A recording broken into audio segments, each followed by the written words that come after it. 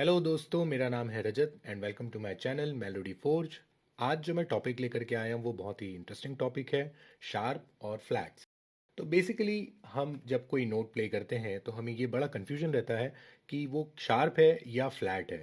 से for example मैंने बोला ए के बाद ये जो नोट है ये ए शार्प है या बी फ्लैट है। तो हम आज इसी बारे में बातचीत करेंगे कि कब इन नोट्स को शार्प और कब हम इन्हें फ्लैट्स कह सकते हैं। तो चलिए शुरू करते हैं आज का लेसन। लेकिन उससे पहले कुछ रूल्स हैं जो आपको इस लेसन को समझने के लिए बहुत ज़्यादा इंपॉर्टेंट है।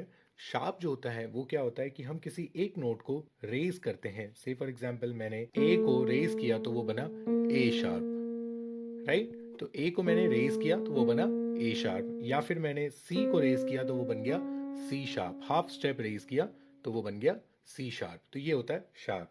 उसी तरह मैंने डी को हाफ स्टेप नीचे किया तो वो बन गया डी फ्लैट। अब शार्प और फ्लैट जो है वो दोनों एक स्केल में एक साथ यूज नहीं होते आमतौर पर। कभी भी ऐसा नहीं होगा कि हमने कोई स्केल बजाई उसमें कुछ नोट्स हमने शार्प के लगा लिए और कुछ नोट फ्लैट्स के लगा लिए। चौथा जो सबसे इंपॉर्टेंट रूल है वो ये है कि हम एक नोट का नाम दोबारा नहीं ले सकते एक स्केल में। से फॉर एग्जाम्पल मैंने ले लिया जी और उसके बाद में मैंने फिर से जी शार्प ले लिया, ये एग्जैक्टली गलत होगा। तो चलिए इसे थोड़ा और डिटेल में समझते हैं। सबसे पहले मैंने यहाँ पर एक स्केल लिखी है जिसमें कुछ शार्प नोट्स हैं, C sharp, D sharp, F sharp, G sharp and A sharp.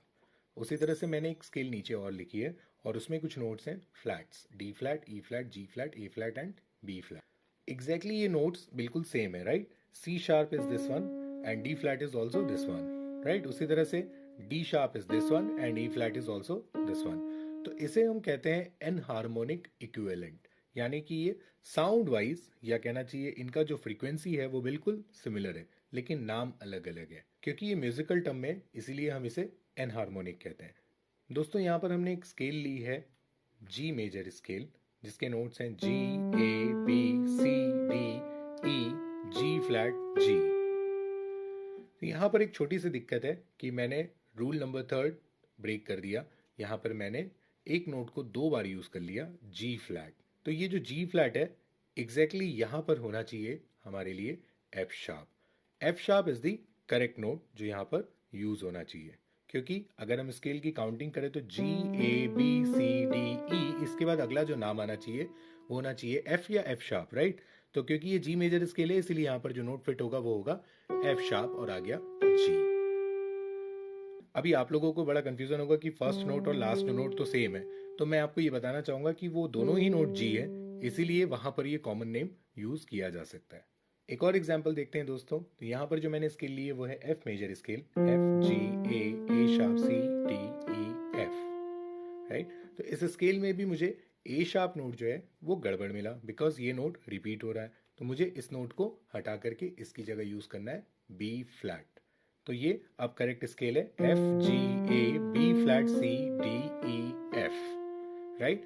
Scale का नोट वही है लेकिन हमने उसका नाम ऑर्डर वाइज चेंज कर दिया क्योंकि ए के बाद आइडियली बी आना चाहिए। एक और एग्जांपल देखते हैं। यहाँ पर हमने ए मेजर स्केल ली है और ए मेजर स्केल के नोट्स हैं ए, बी, सी शार्प, डी, ई, एफ शार्प, जी शार्प, ए, राइट। तो ये जो नोट्स हैं ये बिल्कुल ऑर्डर में ही है, ए, बी, सी शार्प, डी, ई, एफ शार्प, जी शार्प, ए, राइट। तो यहाँ पर हमें कुछ भी इसे अपडेट करने की जरूरत नहीं है। उसी तरह से हमने एक माइनर स्केल भी यहाँ पर फॉर्म की है जो है सी माइनर स्केल, सी, डी, ई फ्लैट, एफ, जी, ए फ्लैट, बी फ्लैट, सी, राइट। तो ये भी इसका बिल्कुल करेक्ट ऑर्डर है और इसे इसी तरह से लिखा जाना चाहिए।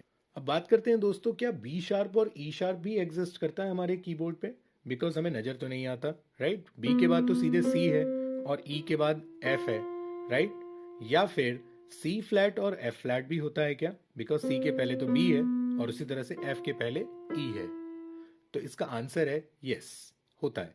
बिकॉज बी शार्प का लिटरली मतलब है सी।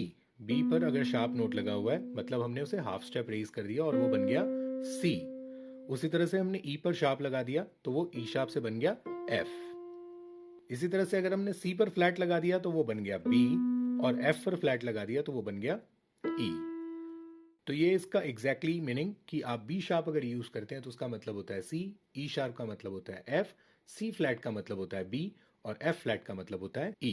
आइए दोस्तों यहाँ पर देखते हैं कि यूज केस किस तरह से बी शार्प या ई शार्प या सी फ्लैट या एफ फ्लैट यूज हो सकता है। यहाँ पर मैंने एक स्केल ली है C sharp scale. C sharp scale के जो मैंने नोट्स लिए हैं वो हैं C sharp, D sharp, F sharp, G sharp, A sharp, C and C sharp. तो यहाँ पर हमने एफ और सी नोट जो है वो 2 बार यूज़ कर लिया है, बिकॉज हमारे पास में एफ के अलावा एफ शार्प और सी के अलावा यहाँ पर सी शार्प भी प्रेजेंट है। तो एग्जैक्टली एफ और सी ये दोनों नोट ही गलत है। इसकी जगह जो स्केल होनी चाहिए उसका ऑर्डर होता है सी शार्प, डी शार्प, और इस बार हम एफ को बुलाएंगे ई शार्प।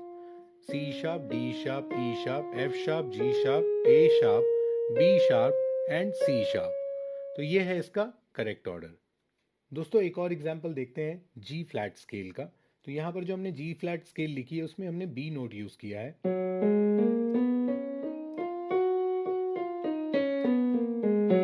ये जो बी नोट है ये एग्जैक्टली 2 बार आ रहे हैं, तो हमें इसे हटा करके इसकी जगह लिखना है सी फ्लैट। अभी भी नोट्स वही रहने वाले हैं, लेकिन इस बार हमने इसे बी ना बोल करके सी फ्लैट कहा है। तो दोस्तों यहाँ पर हमारे सामने 2 और भी सिंबल्स हैं, डबल शार्प और डबल फ्लैट। इसका सिंपली मतलब होता है कि सपोज मैंने एफ शार्प पर एक और शार्प लगा दिया तो उसका मतलब हो जाएगा जी, और इसी तरह से अगर मैंने ई पर डबल फ्लैट लगा दिया तो दिस वाज ई फ्लैट और ये हो गया डी। तो ई का डबल फ्लैट हुआ डी। ऑलराइट, तो इस तरह से हम डबल शार्प और डबल फ्लैट भी यूज कर सकते हैं। इनका यूज ज्यादातर शीट म्यूजिक में रिप्रेजेंट करने के लिए किया जाता है।